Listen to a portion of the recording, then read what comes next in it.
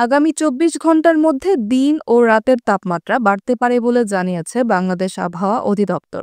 সেই সঙ্গে সারা দেশে বৃষ্টি হতে পারে বলে জানিয়েছে সংস্থাটি। শনিবার বাংলাদেশ আবহাওয়া অধিদপ্তরের আবহাওয়াবিদ হাফিজুর রহমানের দেওয়া পূর্বাভাসে এ তথ্য জানানো হয়।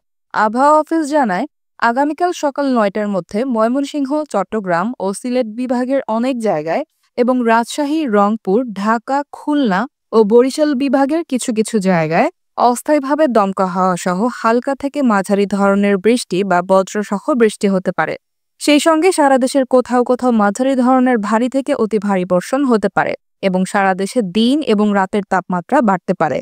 আগামীকাল রবিবার সকাল ৯টা থেকে পরবর্তী ২৪ ঘন্টায় রাজশাহী, রংপুর, ময়মনসিংহ, ঢাকা, খুলনা, বরিশাল, চট্টগ্রাম ও সিলেট বিভাগের অনেক জায়গায় অস্থায়ীভাবে দমকা হাওয়া সহ হালকা থেকে মাঝারি ধরনের বৃষ্টি বা বজ্রসহ বৃষ্টি হতে পারে।